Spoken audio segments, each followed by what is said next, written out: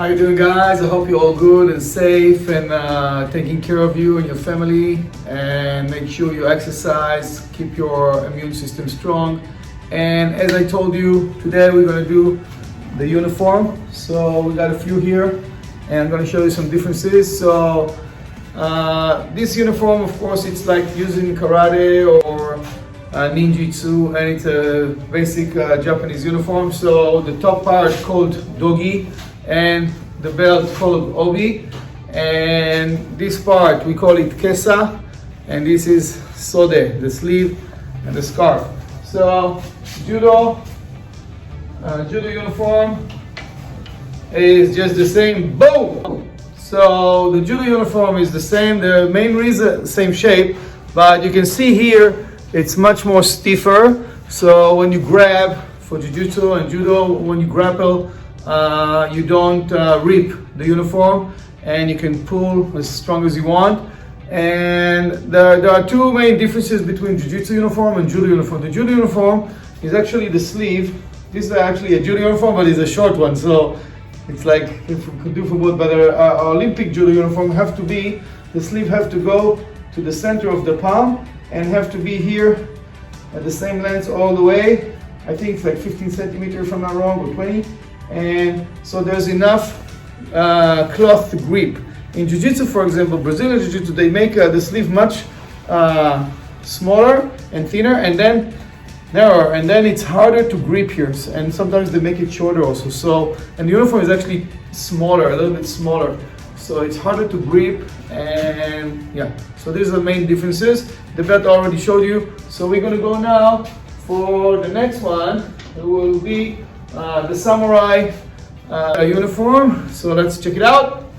Samurai uniform. Okay, so I'm going to show you how the samurai sword uniform is tied, a little bit different from karate, judo, jiu-jitsu, all those. And also they have some similarities that comes from China. So I'll show you that as well. And I'm going to teach you how to tie your belt and the hakama.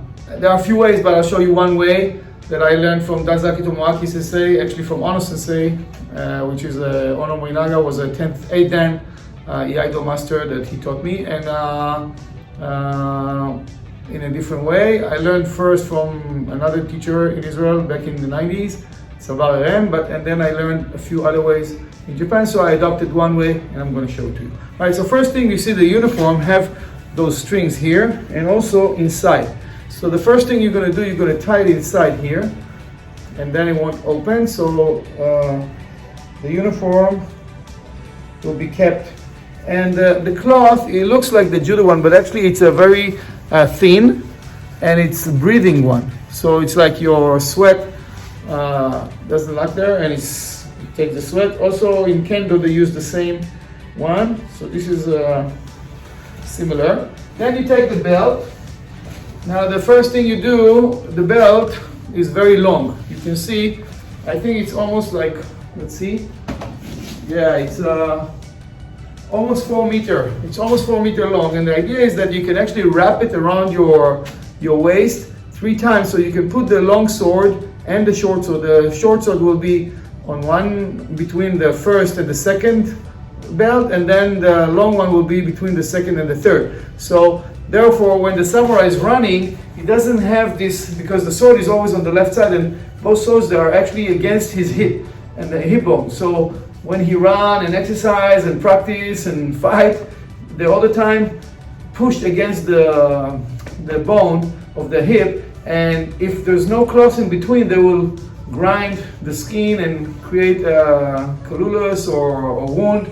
So in this way it's protecting, and also the saya, the wooden scabbard, won't hit each other, so they don't get and scratch each other. So that's the main reason why they need the uniform, the belt, to be wrapped around for a few times. All right, so what we do, we're going to start.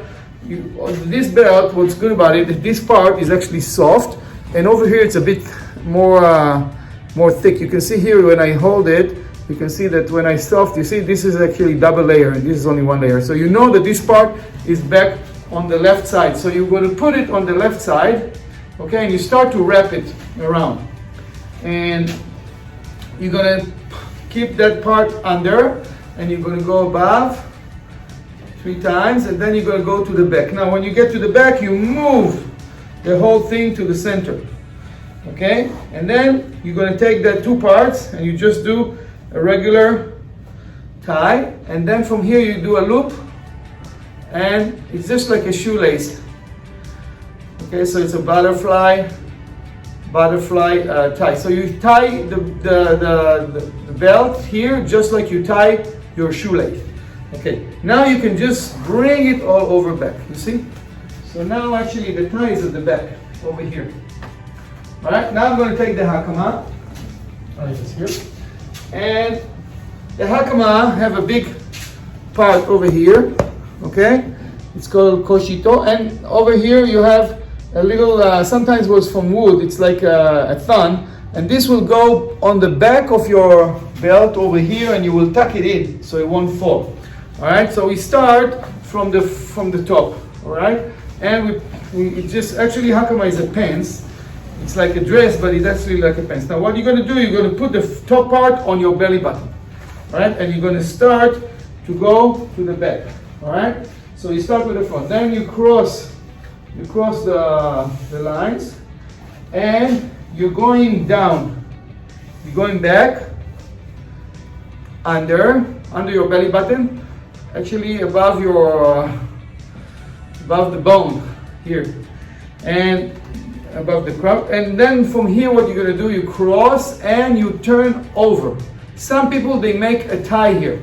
It can be possible, but the traditional way is you put it above and you fold it inside, and then you go all the way back.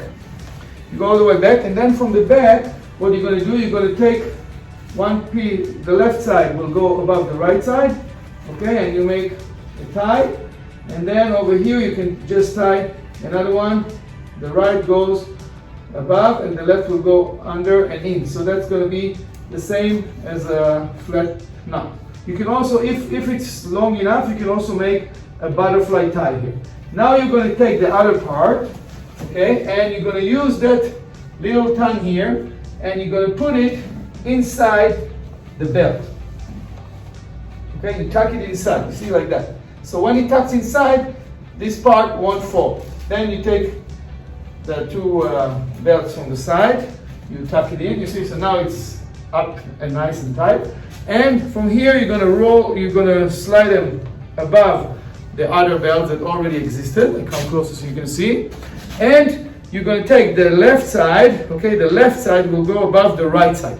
And then you're going to put it under both belts, and you tie it properly. Now, you make another one. You take the right side and put it above the left side, you put it in, and you tighten it. Now you're going to have 2 sides, right? So what are you going to do? You're going to take the left side and you're going to fold it in 3. 1, 2. Okay? So you fold it in 3 times, and now you're going to put it in on the tie. Okay? Now you're going to take the other side and you're going to put it above and inside. Okay? And I'm going to roll it above the whole belt that made it. So it's going to be like a tuxedo tie. You see over here? Yeah. So this is the, let me show you a bit closer. Okay, so here you can see the shape of the tie. So you see? And that's how it is. Now from here, if you need to put your sword, so from here you have 2 swords, the short sword which called wakizashi, and the long sword which called katana. If it's a very long sword, you can call daito, or and if it's a horse rider sword, sorry, it's going to be tachi, which is longer and more curved. All right, so what you're going to do, the first one, you're going to take the short sword. This one was on a stand, so I have a special tie for it. So I'll open it up. And there is a ceremony how to put the sword in, but I won't do it, so I'll just bow to the sword. And now the first one, I'm going to tuck it in from the center and along the body all the way. I will put it in here. You see there are two belts here, over here. Okay, so now I want to tuck it in, right? So over here, you see the belt is actually here. Sometimes you can put a white belt, but you can also put a black belt. So you can see here, this is the bottom part, then the center, the middle, and the top. Okay, so I'm going to put my hand here between the last one that's close to my body and the two parts that closer to the outside. And I'm going to put my finger, my thumb inside, and I'm going to pull it a little bit out. Now I will put 4 fingers on the short sword and I'll tuck it in and I roll it all the way to the end. Okay, then I can tie the segyo. I'll just put it on the side right now. Okay, because we're not practicing sword at the moment. And the second one I will do the same, but here the katana, all right, I will only put the katana between the third and the second. So over here, now I will put my hands here, you see, and I will tuck it here. So you see, so there's one belt here that is covering the saya. So when I tuck the longer sword, I will not hurt the saya on the side. Now this sword will come to the side and forward, you see, and then this one I will over here, I can tie it over here. I'll tie this one and just for the demonstration, but actually I don't have to, but I can. Okay, so I tie it over here, I'll tie it on the outside. There's a special tie I will teach you in the future. Okay, so the sword is tied. Now, what happened is that one sword is along the body, the short one here, and the long one is forward. So the long one will draw forward, and the short one will draw sideways, and I can strike. So this is the main differences between the long and the short. So when a samurai enter a house, he have to put in peacetime, right? He has to put his long sword on a stand before entering the house, but the short sword will still be with him. If he sit down, he can leave it with him, or he can place it on the ground, but he always able to use it for self-defense in case he need it. All right, so that will be for our samurai uniform. And now let's go for Kung Fu uniform. All right, so we have the Kung Fu uniform here. So this is one color. In the Kung Fu uniform, they have many different colors. And this is a Shaolin uniform. It's not a traditional Kung Fu uniform, but a Shaolin monk uniform, so it's different. So let's see how it goes. Boom! Omi tofu. Okay, so as you can see, this is a traditional Shaolin mangrove, and the top is usually worn only in the winter when it's cold or late evening. During the summer and the spring, usually we don't wear it because it's too warm, but winter time is good. And you can also fold the sleeves like that. Okay, and or just like that. Sometimes they like to put the hands inside. You'll always see that because the sleeves are very wide, so you can actually put the hands in the winter time. You can put your hands inside and warm your hands. The uniform, the Shaolin uniform monk called Yasha, it's traditional coming from the Buddhism, and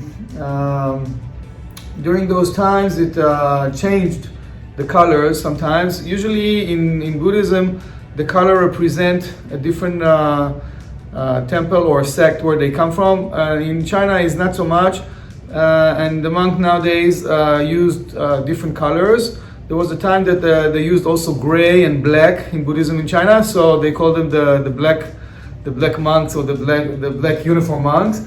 And now most Shaolin warrior monks, they use actually gray and yellow belt, sometimes black belt, sometimes yellow belt. The belt actually doesn't represent the level, just like in Japanese martial arts.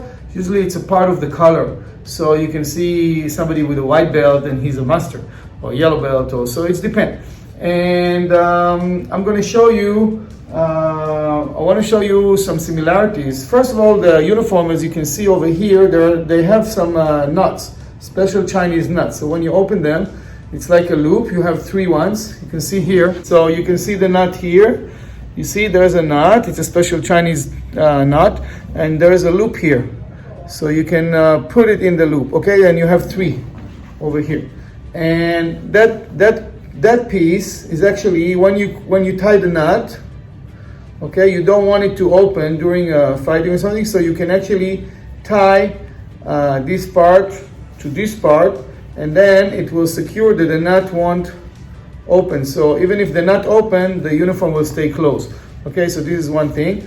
And another thing is that over here it's very similar to the samurai uniform. Actually, they adopted it from the Chinese uniform. So you can see that over here you can also tie inside. You see, and it will be the same over here, yeah, and then I can open it, and it will be the same thing over here. So the inside, now the difference is the material. This material is much more thick and it's warm, very warm. Usually comes in a few colors. Can be light gray, light brown, or dark brown as this one. Sometimes gray also, sometimes yellow. And yeah, so you can see the difference. And the other things that you can usually, you're going to see a lot of monk using the orange grove, which also a color that is very famous. And I'm going to show you everything on the orange. So let's check it out. Boom. So I'm going to show you now how we're going to tie the black belt of the Kung Fu uniform. I'm going to lower the camera so you can see more easy. And I'm going to talk about the socks as well and the way we tie the socks. So the belt is actually from silk. You see, it's a very, very soft material, very fluffy, very light. Now the belt have many uses. One of the uses of the belt is actually to tie your uniform, of course, and also you can tuck your weapons like a sword, a stick, or whatever. Then other thing you can do, in the old time, when you have to take money with you, you have this little cloth pocket that have some strings on it, and then you can attach it to your belt, and that it will hang with your money inside. And other thing is that you can hide also, you can put food or a map, maybe compass, and yeah, all those things that can be carried on your body, and you can tie on them. And also you can use it for fighting. Of course, you can like choke and in all kind of way. You can use it for slapping, yeah, in different ways, blocking, tying, and also for climbing and choking and pulling. And the belt is very strong. I must tell you a story. One time I went to the beach with my Jeep, and I went on a big stone and I got stuck. I was going fast to go surfing, and anyway, it was a mistake. And suddenly I saw that my Jeep is in the air and I can't take it out. So I had to dig a big hole, and then I had to pull that big stone out of it. And I didn't have anything beside a Kung Fu belt. And I tied it around that stone and I pulled it out, and the belt is so strong, I managed to pull that big stone out and get out of the beach and move on. So the belt is really, really strong. It looks very fluffy, but it's super, super strong. And when you tie it very tight, it's very hard to open it. All right, so let's go now and show you exactly how to tie the belt. And yeah, and that's almost going to cover everything. So the first thing is that you take in the belt, you put the tie will be on the left side. So as before, we just keep a little knot. You put it here, and let's say up to your knee.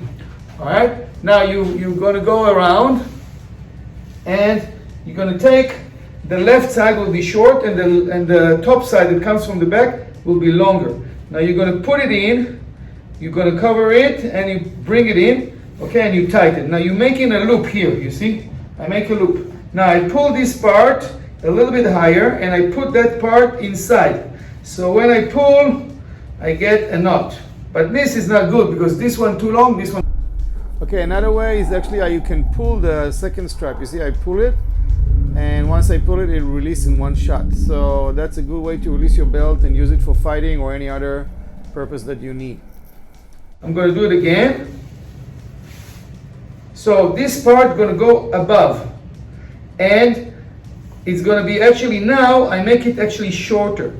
So when I make it shorter, I bring it up, I tie it, and you see it's very short now. So now when I pull this up, I can pull the bottom, and then I will pull the other side. So what happened is that this part is going to be long, this one going to be in the middle, and this is going to be short. And you see it's like 1, 2, 3. So it's like stairs. You see? So we have more balanced tie, and the belt is supposed to be around your waist, under your belly button. 3 finger under your belly button is the center of energy, the dantian in Chinese, or the tanden in Japanese, which is the place where you hold your chi, your inner strength inside your stomach.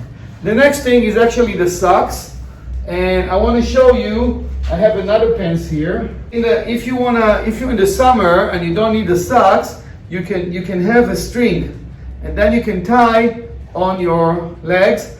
And also I'm going to show you how you put the pants inside the socks. And also I will explain how to tie the black strings around your socks. I don't have them here, but I will explain to you. All right, so let's see, go. Okay, so I'm going to show you how I'm using these pants differently.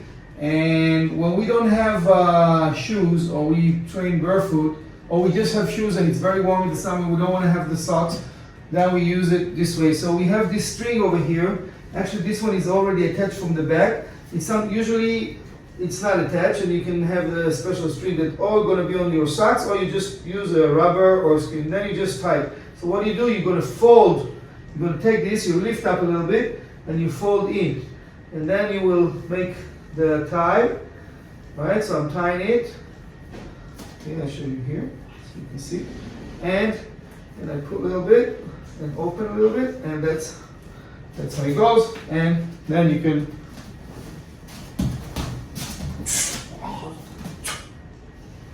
perform. So the next thing I'm going to show you is how to use the socks. And I don't have the shoes here, it's upstairs. I'm not going to bring it right now, but it's simple, no need to do much. You just put the shoes on, and there's different types of monk shoes. And I'm going to show you how you put the socks and how you tie the black string that you see. I can show you now. You can see in this picture.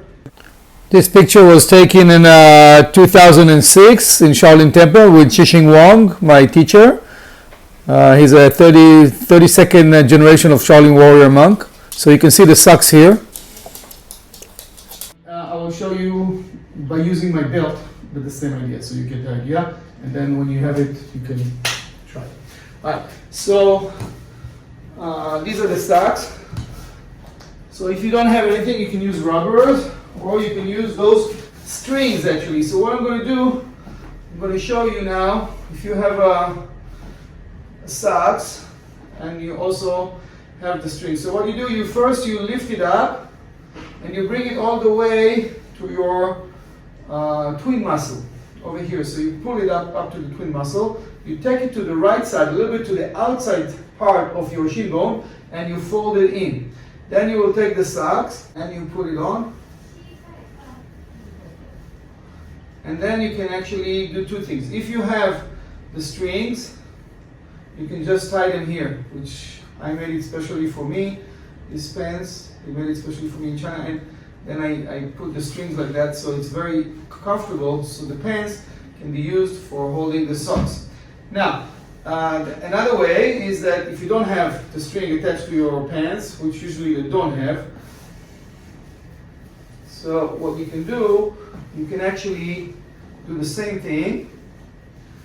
And over here, you can take a piece of cloth, or sometimes they tie it over here. They tie those strings, they can tie from here, from the sock, and then they can tie it. Or they can take a rubber, just like that, and put it here, and fold it nicely, and that's it.